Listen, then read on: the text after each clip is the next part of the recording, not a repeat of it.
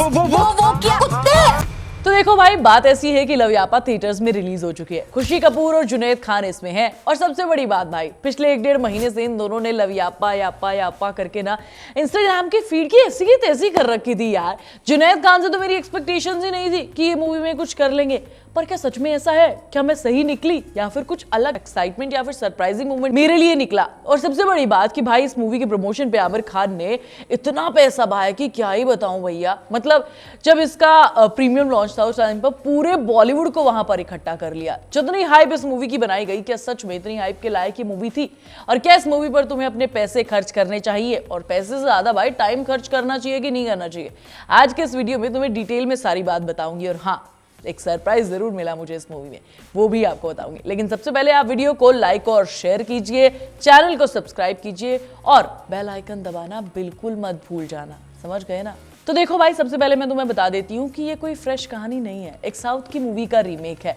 Love today उस movie का नाम है। नेटफ्लिक्स पर तुम्हें देखने को मिल जाएगी। 2022 में ही आई थी।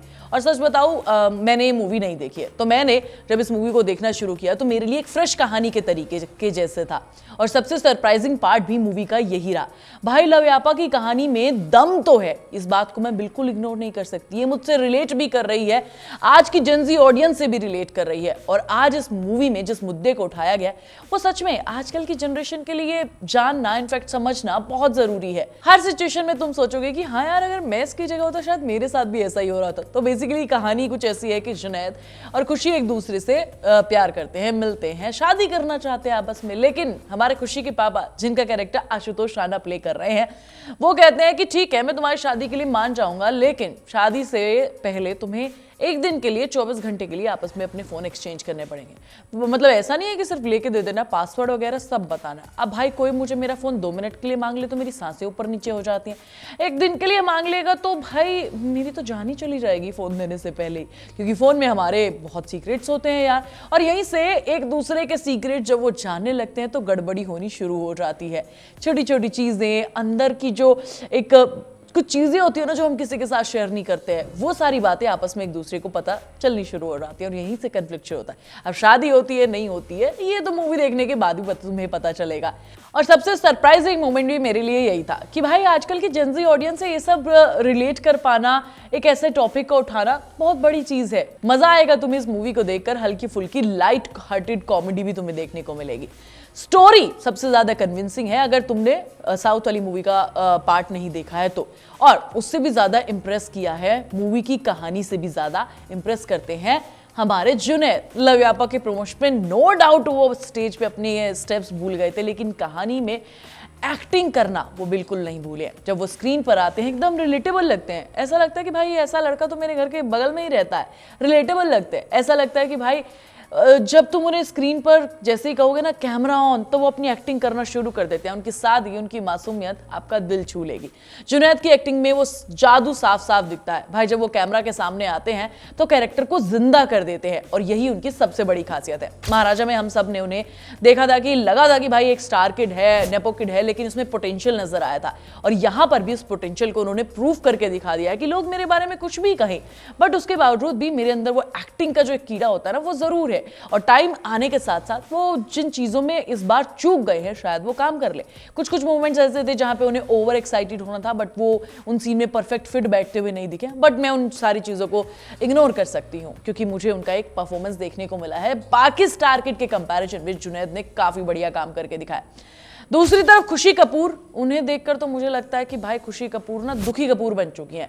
जब वो कैमरे के सामने आती है तो ऐसा लगता है कि किसी और दुनिया से आई हैं। इन्हें देखकर मुझे वो वाला मीम याद आता है, क्या नाम है उसका, कहाँ से हो तुम, किस गोला से हो, इसी दुनिया के हो क्या। मुझे तो लगता है कि उन्हें एक्टिंग स्कूल में एक बार फिर से एडमिशन करा देना चाहिए, तब जाकर थोड़ी बहुत बातचीत बनेगी। मूवी में वो बिल्कुल रिलेटेबल नहीं लगती है। इनफैक्ट उनके चेहरे पर कोई एक्सप्रेशन नहीं आता है। अर्जुन कपूर तक को इन्होंने पीछे छोड़ दिया।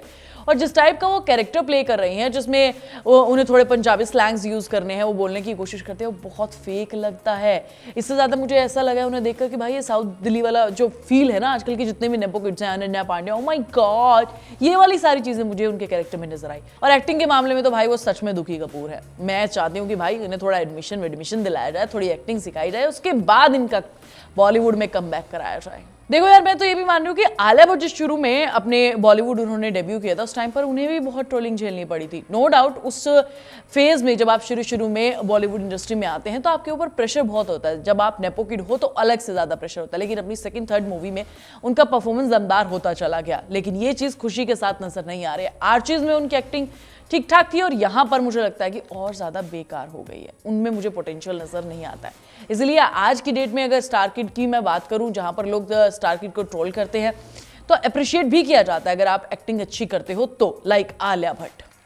अब अगर तुम मुझसे पूछो कि ये मूवी तुम्हें देखनी चाहिए या फिर नहीं, तो मैं बोलूंगी कि यार ओटीटी पे आने का इंतजार कर सकते हो। ऐसा कुछ नहीं है कि भाई इसे तुम नहीं देखोगे तो तुम्हारे फेफड़े बाहर आ जाएंगे, नहीं, ऐसा कुछ नहीं होने वाला यार। कुछ बढ़िया तुम मिस नहीं करने वाली। फिर भी अगर तुम्हारी स्टोरी में तुम इंटरेस्टेड हो, इस मूवी की कहानी को देखने के लिए इंटरेस्टेड हो, तुम ओरिजिनल पार्ट नेटफ्लिक्स पर जाकर देख लो ना यार। क्योंकि यहाँ जो ओरिजिनल पार्ट है उसमें तो बहुत ज्यादा रॉ तरीके से तुम्हें सारी चीजें देखने को मिलेंगी। और साउथ की जितनी भी डब मूवीज होती है उन्हें देखने में मजा आता है, क्योंकि उनकी स्टोरी टेलिंग, उनकी मूवी की कहानी और स्क्रीन प्ले बहुत तगड़ा लिखा गया होता है। लेकिन जब फिर इसको दोबारा से बनाया जाता है बॉलीवुड में, तो उसे कुछ बड़ा चढ़ा कर दिखा दिया जाता है। तो भाई स्टोरी में और जुनैद को पूरे नंबर, बाकी सब ओके ओके टाइप्स है। बाकी तुम्हारा मन हो तो नेटफ्लिक्स पर देखो, थिएटर में जाकर तो तुम बैडस रवि कुमार को देखो यार। मैं तुम्हें नेक्स्ट वीडियो में मिलूंगी, तब तक तुम चैनल को सब्सक्राइब कर लेना, वीडियो को लाइक और शेयर कर लेना, और हाँ, बेल आइकन दबाना बिल्कुल मत भूल जाना।